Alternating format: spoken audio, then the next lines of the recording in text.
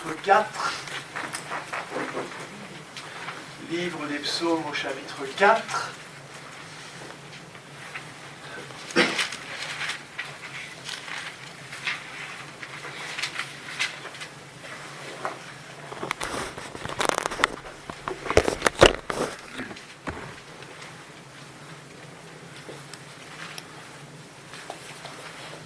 Et nous lisons au verset 8. Au verset 8. Tu mets dans mon cœur plus de joie qu'ils n'en ont quand abondent leur froment et leur mou. Et dans la première aux Thessaloniciens,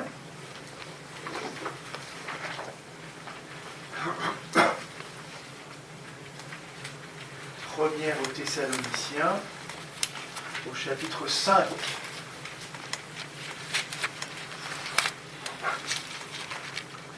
Et au verset 16, soyez toujours joyeux. Soyez toujours joyeux. Je voudrais m'entretenir ce matin avec vous de la joie. Alors, bien sûr, de la joie que donne le Seigneur. On ne peut pas ignorer non plus, on ne peut pas balayer d'un revers de main et dire que il n'y a pas de joie dans le monde, qu'on ne peut pas trouver certaines joies dans le monde, et que même les gens du monde ont parfois une certaine joie et sont joyeux, avec les limites que cela comporte. Mais le psalmiste nous dit bien, comme nous l'avons lu, que le Seigneur met dans son cœur plus de joie que les gens du monde, même quand ils mangent et même quand ils boivent. C'est l'espérance du monde, ça. Hein. Mangeons, buvons, car demain nous mourrons. C'est un peu... Moi je trouve ça triste personnellement, mais eux ils y trouvent de la joie. Eh bien la joie que nous avons, nous chrétiens, d'abord elle ne nous vient pas de la nourriture et de ce que nous pouvons boire, elle ne nous vient pas des plaisirs du monde, la joie c'est le Seigneur qui nous la donne. Et c'est une joie qui est permanente. Nous avons lu dans la première aux Thessaloniciens, soyez toujours joyeux. Alors peut-être que là, nous pourrions achoper, nous allons le voir dans un instant, peut-être que nous pourrions dire, Seigneur, être toujours joyeux, toujours. Est-ce possible ? Il est vrai, même si cette joie donc est permanente, et le Seigneur voudrait que nous ayons cette joie permanente, il est vrai que nous pouvons, comme le dit l'apôtre Pierre dans sa première épître, être attristés pour un peu de temps par diverses épreuves. Vous connaissez ce passage. Seulement, s'il constate et s'il reconnaît que nous pouvons être attristés pour un peu de temps par diverses épreuves, il dit quand même que nous avons en Jésus-Christ un héritage qui ne peut ni se corrompre, ni se souiller, ni se flétrir, et qui nous est réservé dans les cieux, à nous qui, par la puissance de Dieu, êtes gardés par la foi pour le salut, prêts à être révélés dans les derniers temps. Et c'est pour ça qu'il poursuit en disant, c'est là ce qu'il fait, c'est là ce qui fait votre joie. C'est là ce qui fait votre joie, maintenant, puisqu'il le faut, enfin, quoique maintenant, puisqu'il le faut, vous soyez attristés. Voilà, mais même si nous sommes parfois attristés par diverses épreuves, ça n'empêche pas, vous savez, comment dire, en surface, la mer peut être agitée, il peut y avoir des vagues, il peut y avoir de l'écume, il peut y avoir la tempête qui souffle, et le fond de la mer est toujours d'un calme, je ne veux pas dire olympien, mais d'un calme calme.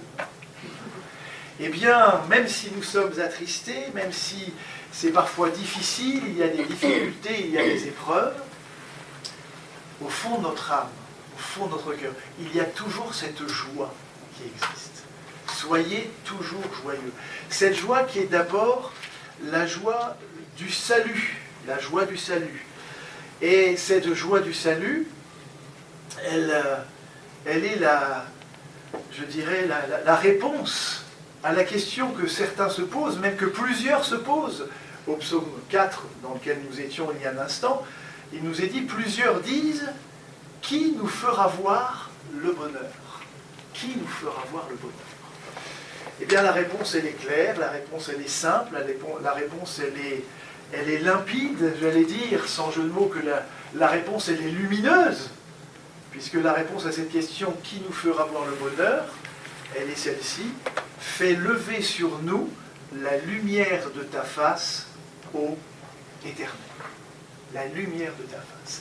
Lorsque le Seigneur brille dans toute sa splendeur, lorsque le Seigneur se révèle à nous, lui qui est lumière, et lorsque nous le suivons, eh bien nous sommes rayonnants de joie, nous sommes heureux, nous sommes joyeux.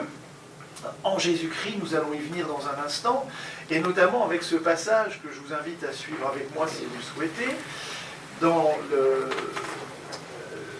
livre du prophète Ésaïe au chapitre 9. Ésaïe au chapitre 9. Il y avait le peuple d'Israël, qui marchait dans les ténèbres. 9, verset 1er, le peuple qui marchait dans les ténèbres, et il voit une grande lumière.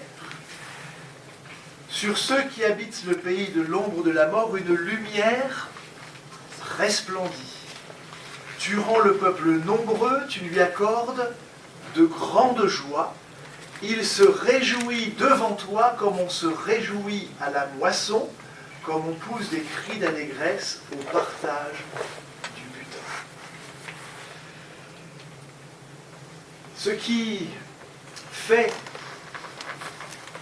que nous sommes pleinement heureux, que le bonheur est notre partage, ce qui fait que nous sommes dans la joie, c'est que la lumière, une grande lumière, s'est levée. Une grande lumière a resplendi. C'est le fait que le Seigneur Jésus soit venu sur la terre des hommes, je l'ai entendu, et régulièrement dans nos réunions, bien sûr que nous l'entendons, et c'est ce que nous confessons de notre bouche, mais je vous lis aussi ce passage si connu dans l'Évangile selon Luc, qu'on a davantage l'habitude de lire au moment de Noël. Mais pourquoi se limiter à cela? Il y avait dans cette même contrée des bergers qui passaient dans les champs les veilles de la nuit pour garder leurs troupeaux.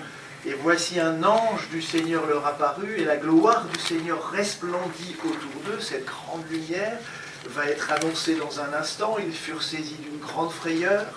Et l'ange leur dit, ne craignez point, car je vous annonce une bonne nouvelle qui sera pour tout le peuple le sujet d'une grande joie. C'est quoi le sujet de cette grande joie? C'est que la lumière paraît. C'est que la lumière resplendit.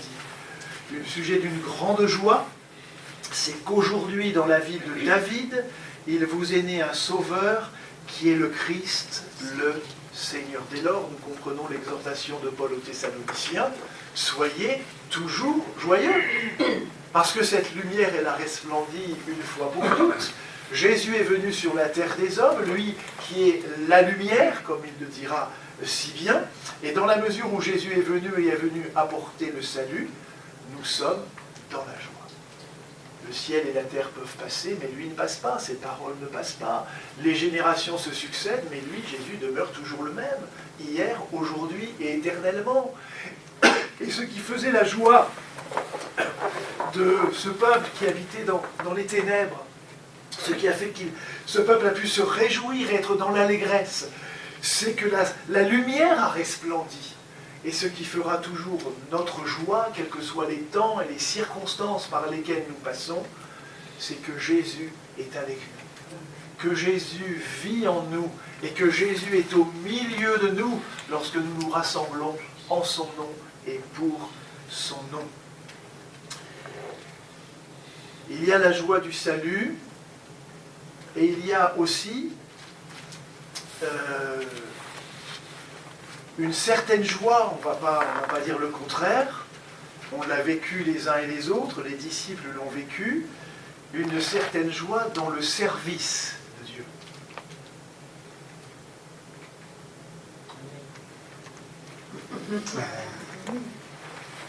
C'est dur, les chrétiens. Servir Dieu, qu'est-ce que c'est? Si on pouvait faire autre chose, hein? On ferait autre chose? Non. Le psaume 100 nous dit « Servez l'Éternel avec joie ». Alléluia. Nous servons Dieu avec joie. Et pas par contrainte, et pas par obligation, et pas en traînant les pieds. Le psalmiste disait « Mais je suis dans la joie quand on me dit « Allons à la maison de l'Éternel ». Vous êtes venus comment ce matin? Nous sommes venus comment? En traînant les pieds, en disant « Oh, c'est dimanche, il faut aller à l'église ». Écoutez, il vaut mieux aller à l'église le dimanche que d'aller ailleurs. Moi, je préfère aller dimanche à l'église que d'aller en semaine au travail, même si béni soit le Seigneur pour le travail qu'il nous accorde. Mais on est quand même bien dans la maison de Dieu, non? Servez l'Éternel avec joie. Et puis, on peut aussi se réjouir de ce que le Seigneur, dans notre service, au travers du service que nous accomplissons pour lui et avec lui, important avec lui, hein, parce qu'on peut servir Dieu, on peut servir pour Dieu, on peut servir Dieu, et puis finalement qu'on le délaisse un petit peu. Mais c'est bien que le Seigneur soit avec nous dans le service. Vous ne trouvez pas? Sinon, on ne sera pas bien loin. Eh bien, non seulement nous sommes heureux et joyeux de servir Dieu, et quand le Seigneur bénit notre service, alors, hein, quelle joie! Les 70 revinrent avec joie, disant « Seigneur, les démons même nous sont soumis en ton nom. » Ils étaient allés missionner par le Seigneur. C'est le Seigneur qui les avait envoyés, deux par deux, pour aller, pour prêcher l'Évangile, pour guérir les malades, pour délivrer les captifs, pour ressusciter les morts. Et ils ont accompli leur service avec joie, et le Seigneur a porté sa bénédiction et son approbation sur leur service. Et donc quand ils reviennent rendre compte au Seigneur, ils sont dans la joie. Ils sont dans la joie. Jésus va leur dire, je voyais Satan tomber du ciel comme un éclair. Voici, je vous ai donné le pouvoir de marcher sur les serpents et sur les scorpions et sur toute la puissance de l'ennemi, et rien ne pourra vous nuire. C'est merveilleux, non? Mais il arrive que la bénédiction ne soit pas au rendez-vous. Hein? Il arrive que la moisson ne soit pas aussi grande que nous l'espérions. Il arrive que notre témoignage n'ait pas l'impact que nous aurions souhaité. Il arrive que nos prières ne soient pas exaucées aussitôt, ou en tout cas de la manière dont nous l'aurions voulu. Il arrive que... Et alors, dans ces cas-là, on n'est plus dans la joie. Seigneur, j'ai travaillé, j'y suis allé avec tout mon enthousiasme et toute ma joie. J'ai bien en mémoire ce que dit le psalmiste, servez l'Éternel avec joie. J'y suis allé avec joie, avec consécration, avec sérieux, avec prière, avec l'esprit.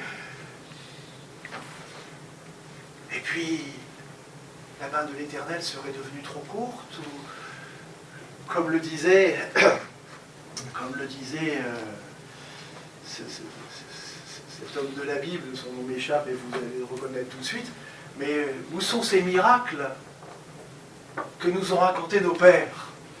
Où sont-ils? Jésus va dire cependant, ne vous réjouissez pas de ce que les esprits vous sont soumis, mais réjouissez-vous de ce que vos noms sont écrits dans les cieux. Quand nous remportons des belles, des grandes et des glorieuses victoires au nom de Jésus et dans son œuvre, nous sommes dans la joie, alléluia, et nous rendons grâce à Dieu. Et lorsque le terrain est un peu plus aride, lorsque ça ne va pas comme nous voudrions que ça aille, le Seigneur est toujours vivant, mes bien-aimés. Il est toujours vivant. Et c'est pour ça que Jésus nous dit, mais non, mais réjouissez-vous. L'essentiel, c'est quand même ça, non? Il faut d'abord et surtout vous réjouir de ce que vos noms sont écrits dans les cieux, quoi qu'il se passe dans l'œuvre de Dieu, quoi qu'il se passe au travers de mon service, qu'il soit très fructueux, un peu fructueux, ou pour un temps pas du tout fructueux, mon nom est écrit dans les cieux et c'est ce qui me remplit de joie.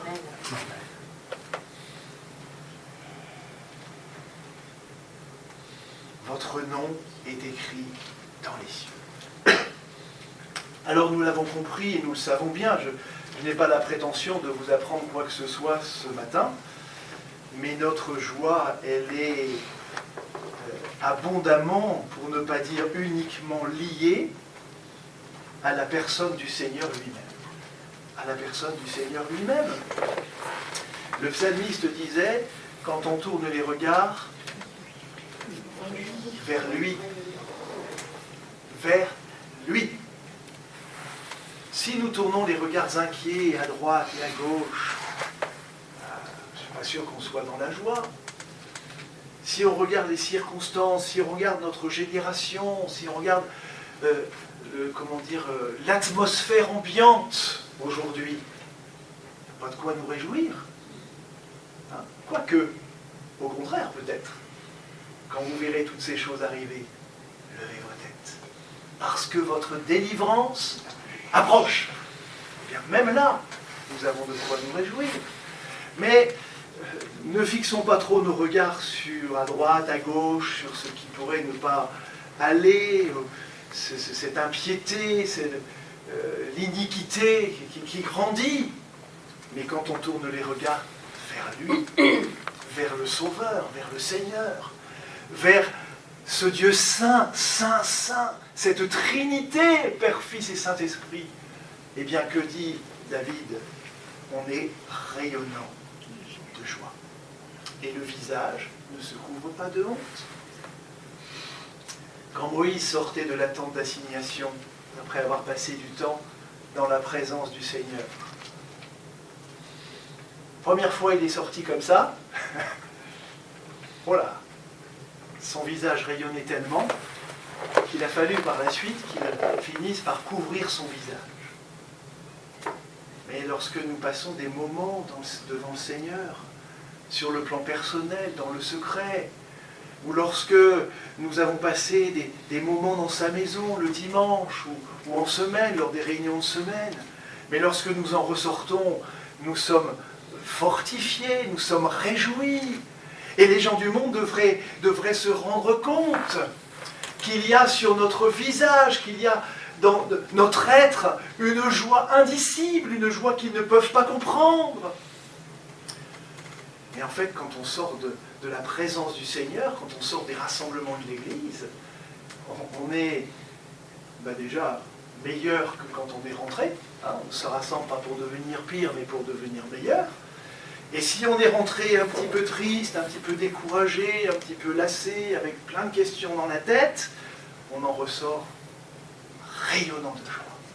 Parce que pendant ce temps béni, on a tourné nos regards vers le Seigneur. Quand on tourne les regards vers lui, on est rayonnant de joie. Et le psaume 5 dit ceci, alors tous ceux qui se confient en toi se réjouiront. Je disais tout à l'heure, ayez foi en Dieu. Hein, ayez foi en Dieu, que l'on traduit littéralement par comptez sur la fidélité de Dieu. Saisissez la fidélité de Dieu. Appuyez-vous sur la fidélité de Dieu, sur le fait que Dieu est fidèle. Alors tous ceux qui font cela se réjouissent. Ils auront de l'allégresse à toujours et tu les protégeras. Et tu seras un sujet de joie pour ceux qui aiment ton nom. Tu seras le sujet, le vrai sujet, le seul sujet de notre joie, c'est le Seigneur. C'est le Seigneur. Vous connaissez bien sûr, moi j'appelle ça ce verset, un verset tout terrain. Vous allez comprendre, c'est un petit clin d'œil, un petit point, une petite note d'humour, si je puis me permettre. C'est Philippiens 4.4. Hein, 4.4, donc c'est tout terrain. En tout temps, toutes circonstances. Vous savez ce que dit ce verset? Réjouissez-vous toujours dans le Seigneur. Je le répète, réjouissez-vous. toujours. Toujours oui, mais dans le Seigneur. Et alors, venez avec moi dans l'Évangile selon Jean au chapitre 20.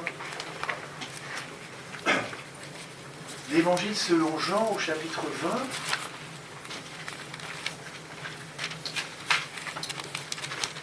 C'est le jour de la résurrection de Jésus. On comprend que les disciples ont été attristés. On le comprend aisément. Évangile selon Jean, chapitre 20.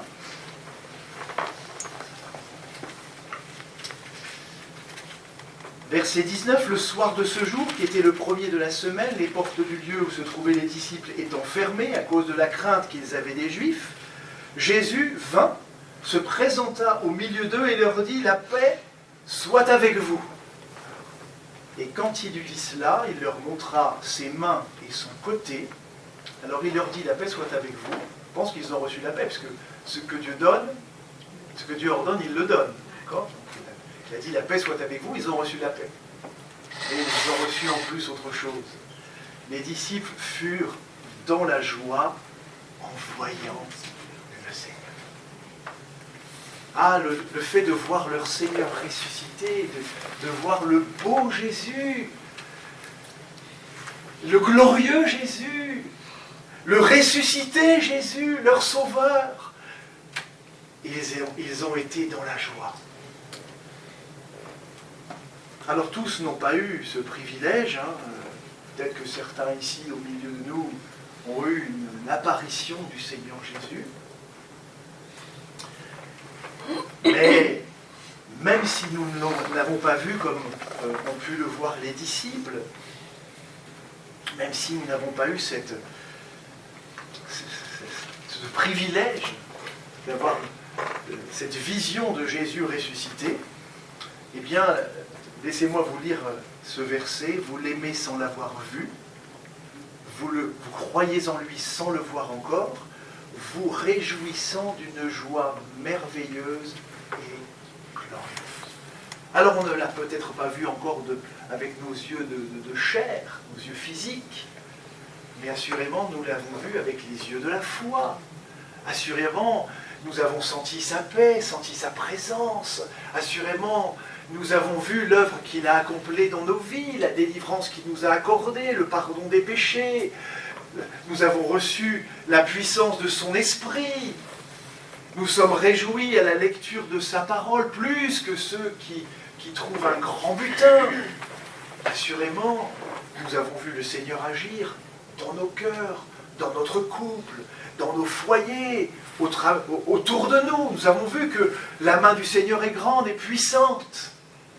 Alors, nous ne l'avons pas vu comme eux l'ont vu, mais nous croyons en lui et nous nous réjouissons d'une joie merveilleuse. Et il poursuit en disant « Parce que vous obtiendrez le salut de vos âmes pour prix de votre foi. »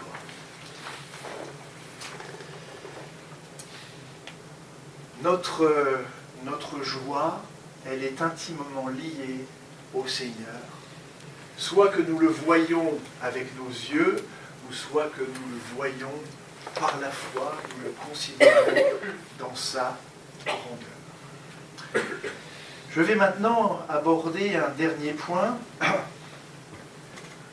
peut-être pour lequel nous avons plus de mal et que nous comprendrions peut-être moins, et peut-être avec notre état d'esprit humain, nous pourrions même discuter et dire « Seigneur, t'es sûr de ça ?»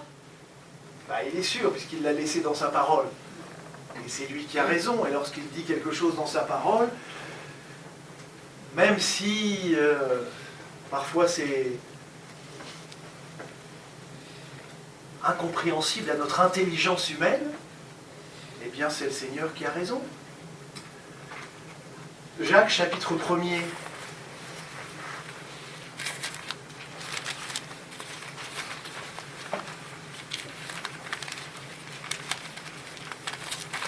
Quelqu'un a dit à l'apôtre Paul un jour « Ton grand savoir te fait déraisonner, Paul. » Est-ce qu'on pourrait dire, est-ce que quelqu'un aurait l'outrecuidance de dire à Jacques « Jacques, Ton grand savoir te fait déraisonner. Là, tu vas un petit peu trop loin.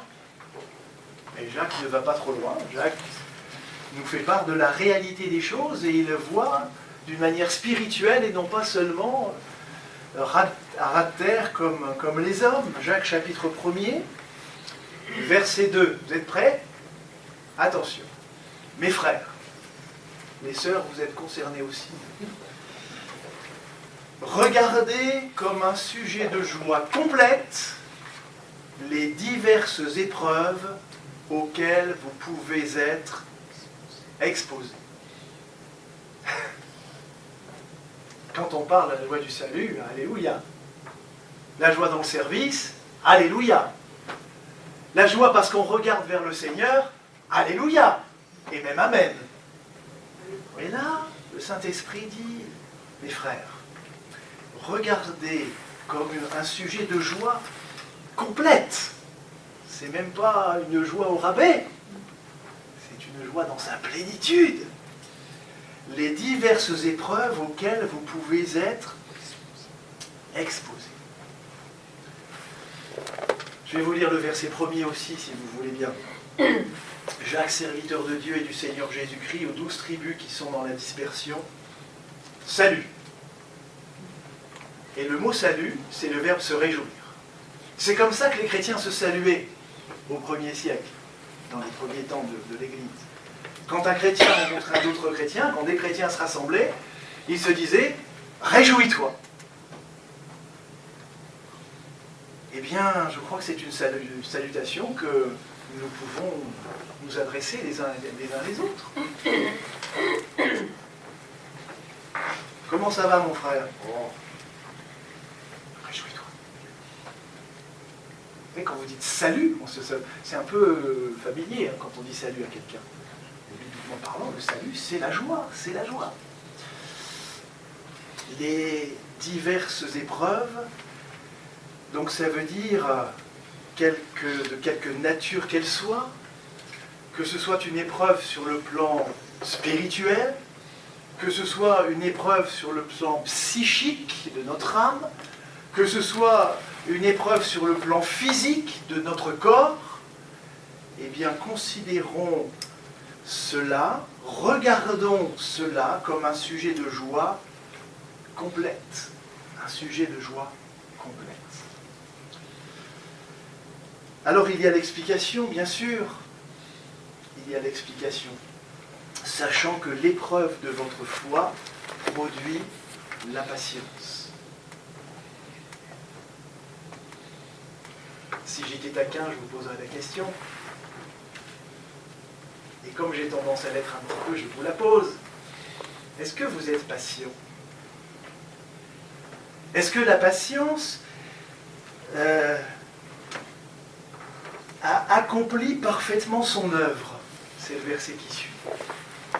Est-ce que la patience dans votre vie vous a amené à un état de perfection et que vous êtes accompli sans faillir en rien?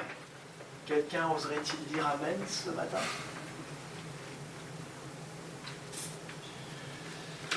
C'est pour ça qu'il y a ces diverses épreuves et que nous devons les considérer comme une joie complète, parce qu'elles nous forgent, parce qu'elles nous forment, parce qu'elles nous rendent patients. Il y a un petit mot là au verset 4.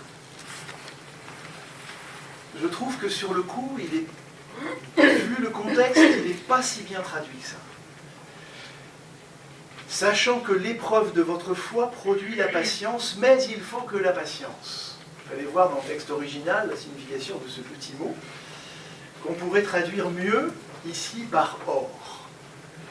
Sachant que l'épreuve de votre foi produit la patience, or il faut que la patience accomplisse parfaitement son œuvre, afin que vous soyez parfaits et accomplis sans faillir en rien.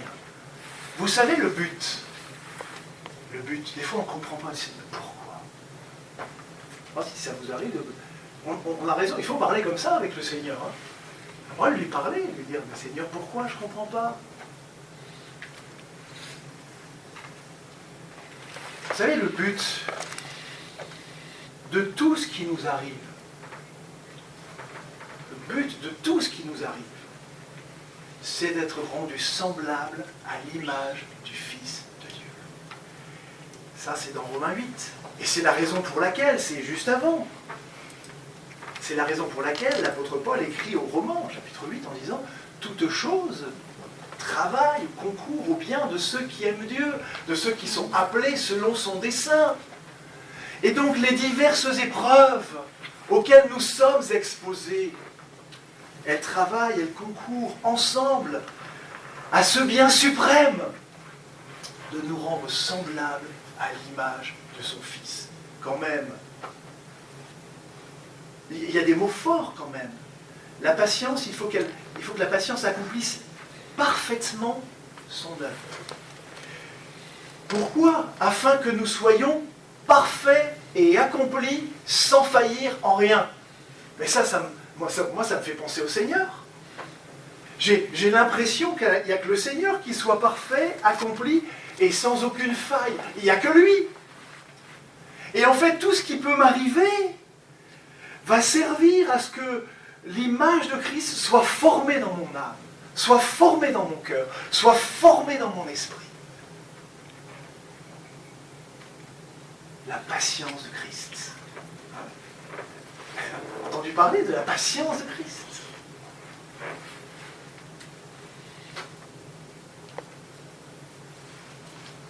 « 2 Corinthiens chapitre 2. On va enfoncer un petit peu le clou. «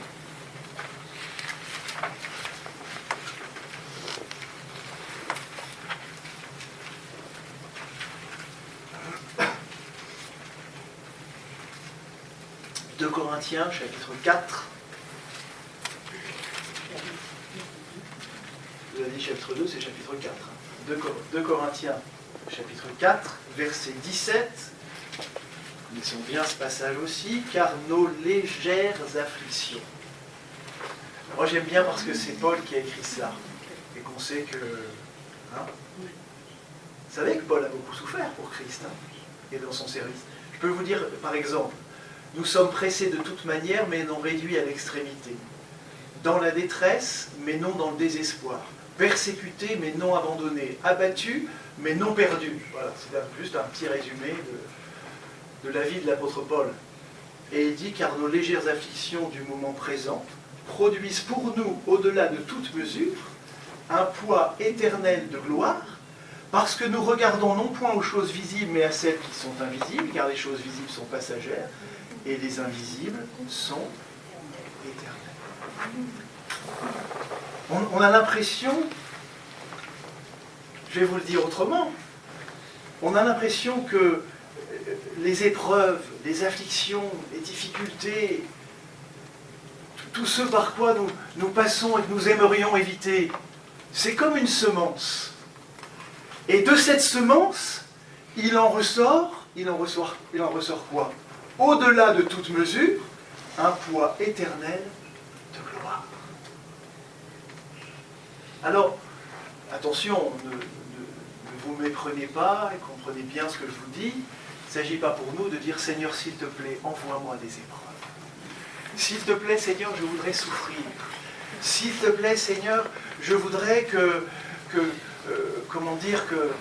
souffrir dans mon corps, souffrir dans mon âme, être désespéré. Seigneur, je voudrais même ne plus sentir ta présence. S'il te plaît, Seigneur. » Non, ne faisons pas ce genre de prière.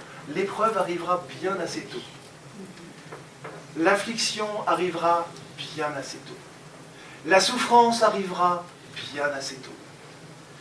Mais quand nous sommes confrontés à ces moments-là, alors repassons dans nos cœurs, souvenons-nous que tout cela, c'est comme une semence qui produit plus tard un poids éternel de gloire.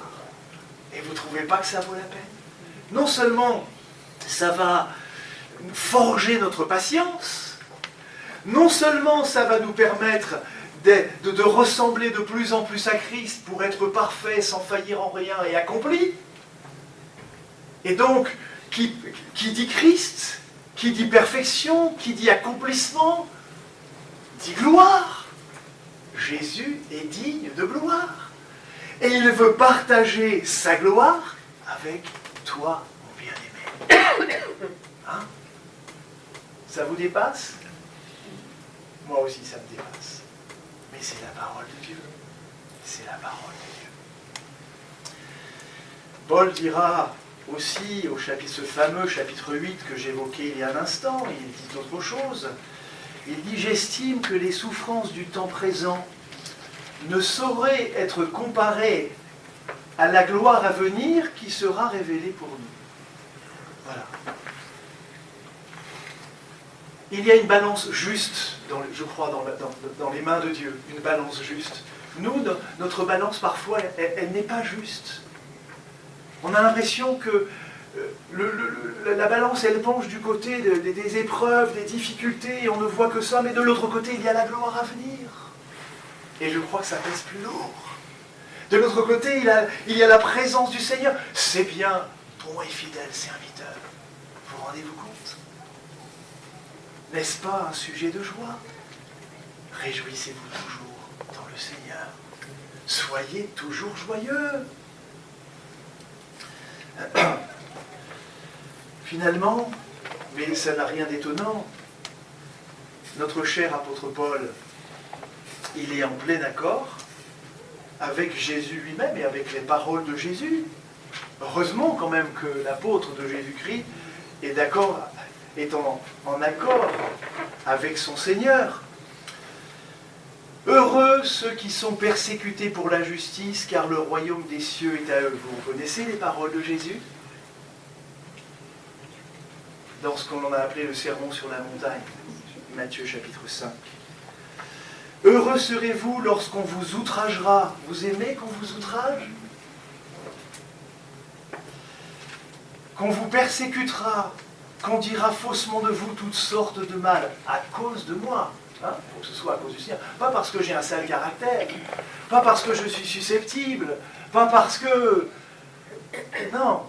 Mais si je subis toutes ces choses, si je souffre toutes ces choses à cause du nom de Jésus, Jésus dit, vous êtes heureux. Vous êtes heureux. Réjouissez-vous et soyez dans l'allégresse, parce que votre récompense sera grande dans les cieux, car c'est ainsi qu'on a persécuté les prophètes qui ont été avant vous.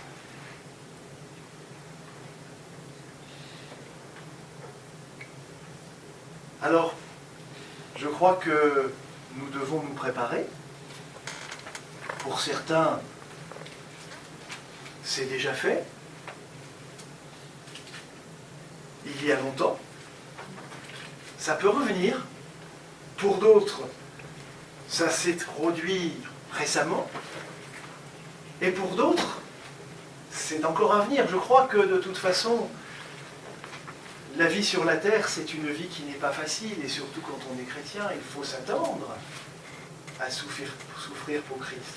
Il n'y a pas un de nos cantiques qui dit souffrir pour lui, bonheur suprême. Il me semble qu'il y a un cantique comme ça.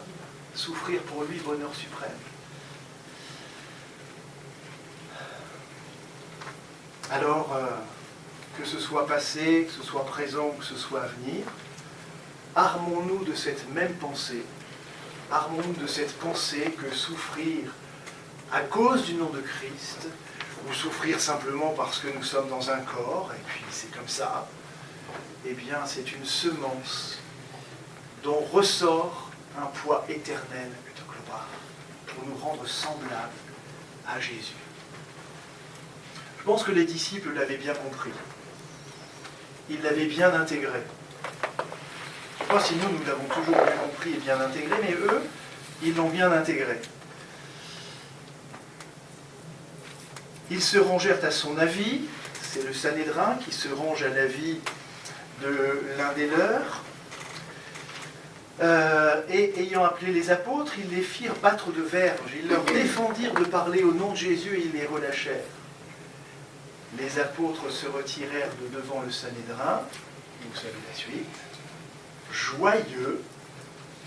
Non mais ils ont perdu, ils sont pas bien les frères.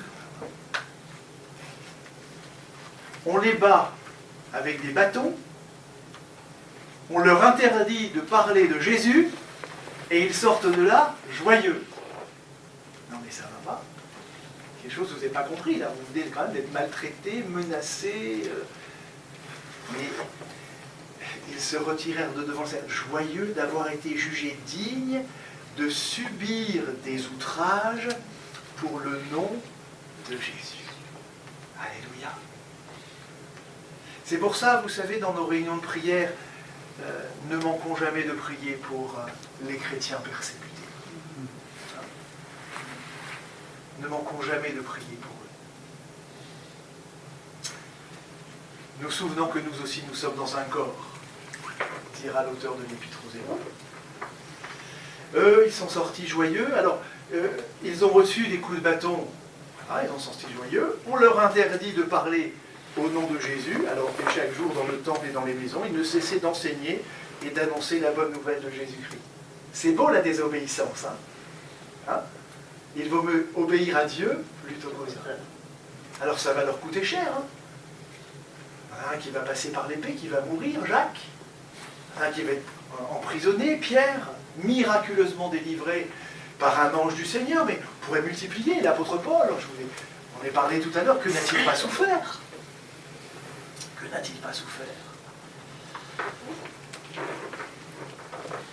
Alors, je voudrais terminer aussi ainsi, non pas pour rééquilibrer les choses, mais pour vous enseigner toute la parole de Dieu sans en rien cacher, parce que notre Dieu est aussi le Dieu des délivrances. Ça doit nous réjouir aussi. Si nous sommes capables de nous réjouir dans l'épreuve, de considérer comme un sujet de joie complète les diverses épreuves auxquelles nous sommes exposés, nous pouvons aussi nous réjouir quand, après l'épreuve, le Seigneur nous délivre. Alors au psaume 54, il est dit ceci: « Je t'offrirai de mon cœur des sacrifices, je louerai ton nom, ô Éternel, car il est favorable. Car il me délivre de toute détresse, et mes yeux se réjouissent à la vue de mes ennemis. » Est-ce que ça vous est déjà arrivé? Moi, je me souviens, j'aime bien ce verset-là parce qu'il m'a fait du bien aussi en son temps. Je suis confronté à des ennemis, et puis à un moment, je lève la tête et je les regarde, et mon cœur s'est réjoui. Il va bien, le frère. À la vue de mes ennemis, je me suis réjoui. Ce sont les ennemis du Seigneur. Et moi, je sais que le Seigneur se charge de mes ennemis. Il s'en charge. Et je sais que ma faible vie est dans sa main puissante et forte. Au psaume 59, il dit ceci, versets 10 et 11, c'est David. Alors, je vais lire un petit peu le contexte. Ils reviennent chaque soir, ils hurlent comme des chiens, ils font le tour de la ville. Voici de leur bouche, ils font jaillir le mal. Des glaives sont sur leurs lèvres. Car qui est-ce qui entend? Être entouré comme ça de ce genre de personnage. Le psalmiste va poursuivre, David va poursuivre en disant: « Et toi, Éternel, tu te ris d'eux, tu te moques de toutes les nations. Quelle que soit leur force, c'est en toi que j'espère, car Dieu est ma haute retraite. Mon Dieu vient au-dedans de moi dans sa bonté, et Dieu me fait contempler avec joie ceux qui me persécutent. » Notre Dieu, mes bien-aimés, est le Dieu des délivrances. C'est lui qui aura le dernier mot. Alors, non seulement nous sommes joyeux, nous sommes heureux parce qu'il nous a sauvés, notre nom est écrit dans les cieux, non seulement nous sommes heureux en lui, dans le Seigneur, non seulement nous considérons comme un sujet de joie complète l'adversité, les diverses épreuves auxquelles nous pouvons être exposés, mais nous sommes heureux aussi quand le Seigneur nous donne un peu de répit, non? Amen. Et dans le ciel, vous ne croyez pas qu'on va se réjouir? Amen. Apocalypse chapitre 19, allez, on va terminer par là. Apocalypse chapitre 19. Alors comment on va se réjouir dans le ciel? On peut s'entraîner ici-bas, non? Exerce-toi à la piété. L'exercice corporel est utile à peu de choses. L'exercice de la piété est utile à tout, et à la promesse de la vie présente et de la vie à venir. Je crois que dans la piété, il y a la joie. Ça fait partie de la piété. Verset 1er du Apocalypse 19. Après cela, j'entendis dans le ciel comme la voix forte d'une foule nombreuse qui disait « Alléluia ! Le salut, la gloire et la puissance sont à notre Dieu, parce que ses jugements sont véritables et justes. Car il a jugé la grande prostituée qui corrompait la terre par sa débauche, et il a vengé le sang de ses serviteurs en le redemandant de sa main. » Et ils dirent une seconde fois « Alléluia !» Et sa fumée monte au siècle des siècles. Et les 24 vieillards et les 4 êtres vivants se prosternèrent et adorèrent Dieu, assis sur le trône, en disant « Amen, Alléluia !» Et le voix sortit du trône, disant « Louez notre Dieu, vous tous ses serviteurs, vous qui le craignez, petits et grands. » Et j'entendis comme la voix d'une foule nombreuse, comme le bruit de grosses eaux, et comme un bruit de forts coups de tonnerre, disant « Alléluia ! Car le Seigneur notre Dieu, Tout-Puissant, est entré dans son règne. Réjouissons-nous et soyons dans l'allégresse, et donnons-lui la gloire. Car les noces de l'agneau sont venues, son épouse s'est préparée, et il lui a été donné de se revêtir d'un fin lin éclatant, pur, car le fin lin, ce sont les œuvres justes des saints. L'ange me dit, écrit, heureux ceux qui sont appelés au festin des noces de l'agneau. Puis il me dit, ces paroles sont les véritables paroles de Dieu. Réjouissez-vous, réjouissons-nous, soyons dans l'allégresse et donnons-lui gloire. C'est ce qui va se passer dans le ciel. Et c'est ce qui doit se passer ici, sur la terre, dans l'Église, dans notre cœur. Amen. Alléluia, Seigneur Jésus.